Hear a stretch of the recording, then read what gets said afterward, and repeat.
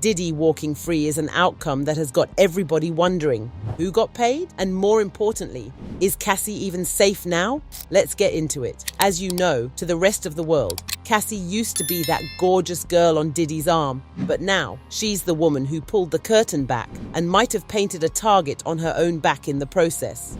I will email it to you. Email me the whole thing. Yes, I love yes, it. yes. I love that you constantly...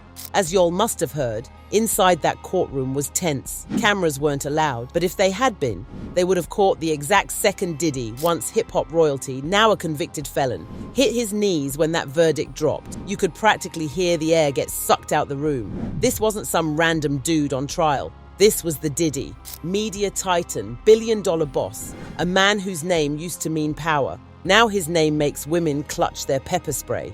But plot twist, he beat the big charges. Yup, sex trafficking and racketeering have been cleared. But let's not get it twisted, he still got hit with a federal felony. Transporting women, including Cassie, across state lines for prostitution. That's not a parking ticket, y'all. That's serious. And yet, hours later, his sons are out at a diner, cheesing for the cameras like they just won the Super Bowl.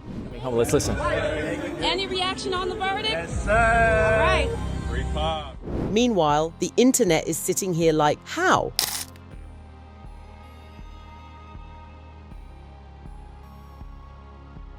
How does a man with receipts stacked to the ceiling, videos, voice notes, and witness statements still manage to duck the worst of it? The streets have been whispering ever since. Somebody got bought. The judge, the jury, somebody. And that is what has got Cassie shaking in her boots. Y'all, it took everything Cassie had to come forward. 'Cause let's be real, no woman casually accuses a man like Diddy, especially not after being wrapped up with him for over a decade. From the outside, it was all champagne, red carpets, private jets, the Instagram version of life.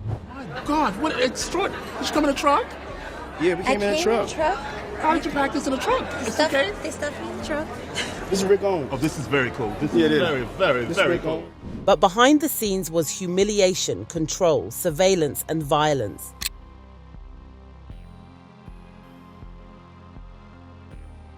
Cassie talked about the so-called freak-offs, degrading, disgusting encounters with randoms that Diddy allegedly arranged and filmed. And no, most of it wasn't consensual. She spoke about the manipulation, the beatings, even a moment so twisted it sounds made up, being urinated on by male escorts at Diddy's command. That ain't love. That ain't a relationship. It's straight up captivity. Imagine having to sit in a courtroom in front of jurors, lawyers, reporters, all strangers, and relive every second of your worst nightmare. Cassie did that. She stood 10 toes down, poured her truth out, and still, half the world is out here questioning her. And now that Diddy slid out from under the worst charges, her fears aren't just feelings anymore. It's survival mode. Her lawyer didn't sugarcoat it. They told the judge straight up, Cassie's life is in danger, saying, Ms. Ventura believes that Mr. Combs is likely to pose a danger to the victims who testified in this case, including herself, as well as to the community. And honestly, it tracks. Diddy might have gotten humbled in court, but let's not pretend he's powerless now. This is a man used to calling the shots, and men like that don't fold when their world starts cracking. They retaliate. Let's be real about the kind of man we're dealing with. This is a guy who, even while the feds were breathing down his neck, still had no problem funding women's lives. The condos, the shopping sprees, the luxury vacations, but not because he's generous. It was about control, about keeping them loyal and quiet. Yeah, his empire might be bruised, sure, but it's still standing. He's still rich, connected, and convinced he's untouchable. So what happens now? I don't know what she's gonna do, y'all.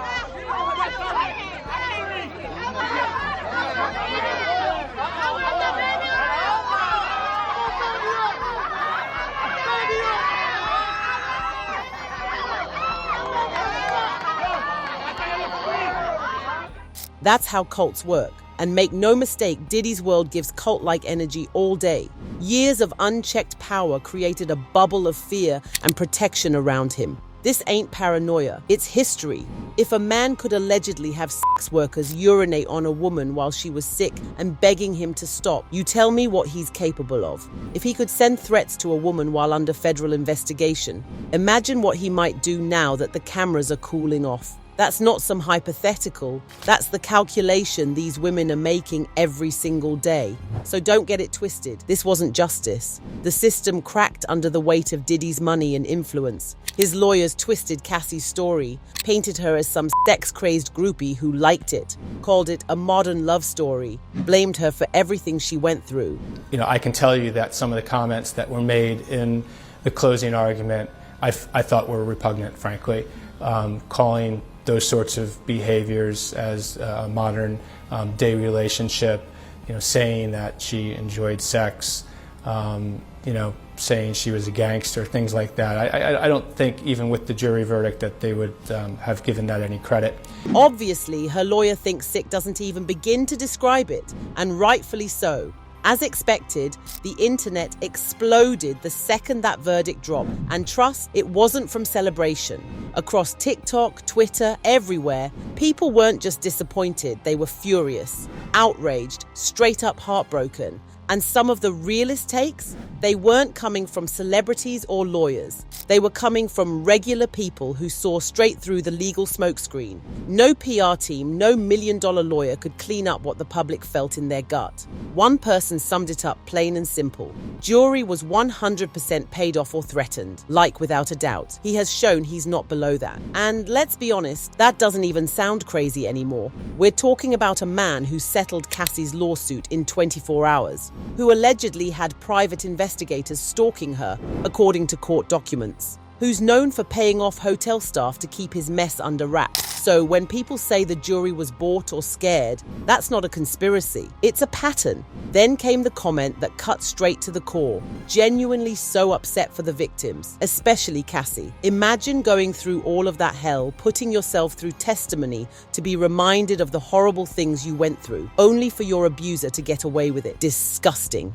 And y'all, that right there is the whole thing. This ain't just about a verdict, it's about what it costs to come forward. Cassie had to drag every buried scar back to the surface, relive the trauma, talk about things most of us wouldn't even whisper to our closest friends. And for what? To watch the man who did it to her stroll out the courtroom with barely a scratch on him? How do you even begin to heal after that? And then came the one that made the whole internet stop. Well, that puts literally everyone that spoke out in danger. Yeah, that part. The thing nobody wants to say out loud, but everybody's thinking. Because if Diddy can walk free after all that, what happens to the other survivors? The women who spoke up beside Cassie? The former employees who risked their careers to blow the whistle? Even the security guards who hinted at what really went down behind closed doors? If the system couldn't protect the most visible victim, what chance does anyone else have? But let's keep it real. For some of those jurors, especially the older ones who probably still think coercion just means raising your voice, the defense's little fairy tale worked. They clung to this outdated black and white idea of consent. And because of that, Diddy dodged the sex trafficker label, even though the facts were practically screaming it. Silence starts looking like survival real quick. Because when the courts show that speaking up gets you nothing but exposure and risk, people learn to stay quiet. And that's the sickest part. It's not just that Diddy has almost walked free. It's the message this whole thing sends. If you've got enough money and power, you're untouchable. Now, Diddy's sentencing is creeping up. Technically, the charges carry up to 20 years. But let's not lie to ourselves. Chances are he'll get a slap on the wrist. And when he does, the message will be loud and clear. To victims, don't bother. To abusers, hire better lawyers.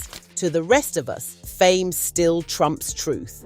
And here's the part that really twists the knife. Diddy might barely touch a prison cell. Yeah, you heard that right. Despite being convicted for transporting women across state lines for prostitution, a federal felony, he could serve a minimum sentence and skate by with house arrest or probation. Why? Because the charge is considered a non-violent offense on paper. Forget the context. Forget the manipulation, the control, the abuse. The system sees a technicality, but survivors see a slap in the face. And just to make it worse, let's not forget what else we've all seen. The hotel footage. the grainy video of Diddy beating Cassie, yanking her by the hair and kicking her while she crawled away. One of the most disturbing videos the internet has had to stomach in years. And yet none of that counts when it comes to sentencing because he paid for it with money in a separate case.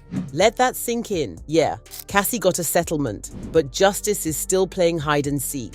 And don't get it twisted. Cassie paid a price heavier than most of us will ever understand. Sure, her truth is finally out there. She opened the door for other women to speak up. Her lawyer called her brave, and she is. But the world Cassie lives in now is darker. Her name's forever tied to a man she spent years trying to escape. Her privacy is gone, her safety is hanging by a thread, and her peace is probably the most fragile thing of all. Even her marriage, the life she tried to rebuild after crawling out of that mess, could be feeling the strain. Not because her husband blames her, but let's be honest, trauma doesn't clock out just because the cameras stop rolling, nor does the danger.